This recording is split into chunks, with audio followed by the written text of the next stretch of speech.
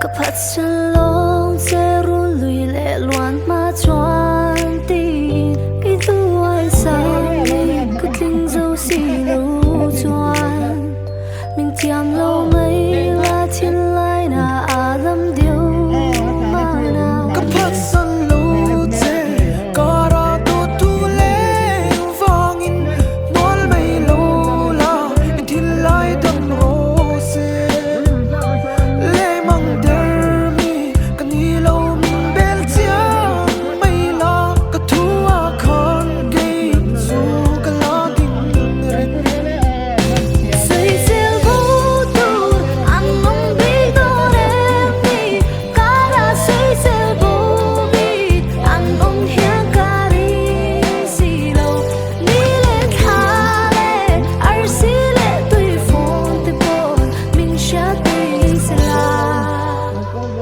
nắng lệ cây cùng tuang ta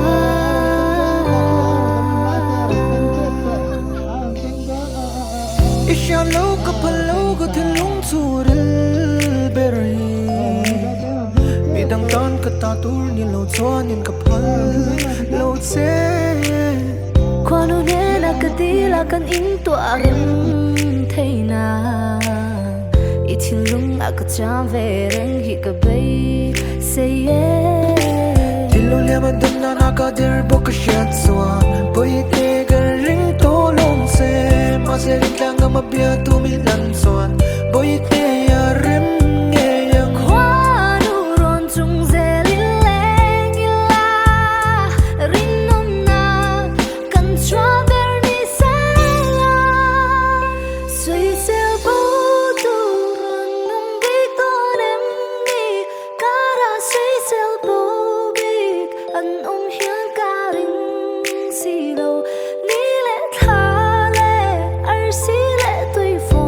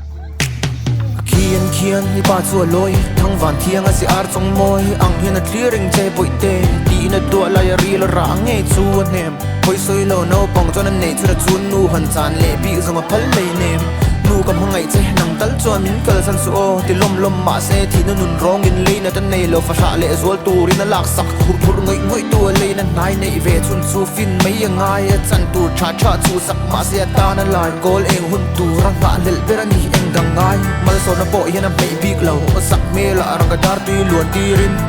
tu sak tu le ngei na tu hi rin a bom be thung a van we na te chu thu la khung balam chu a pan zela mana mei che Naupang kan mu thin ka tu na lo tling mel kan mu ta hi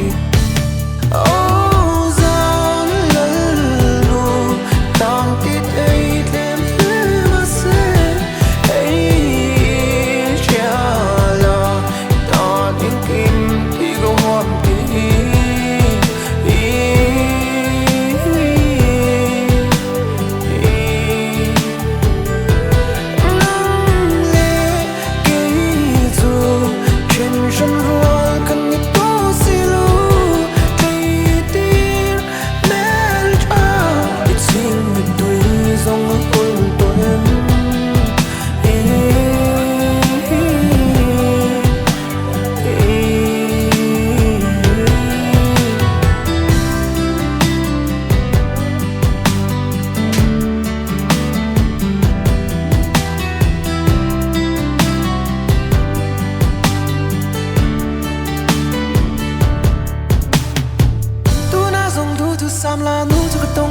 se vui te caramel ma shangin lo boy vel chin ma se in nun lui sul nu zong te har sa in lo bum bo ma se nuam sa tong nge yang ke ma min nei to e akhi zo sangan ka chuan pui nang se yang ngur nun ngai lo ke ma sang nal shiama la si te twal china an soi bua le ram dai ka fan pui nang se suang tua ram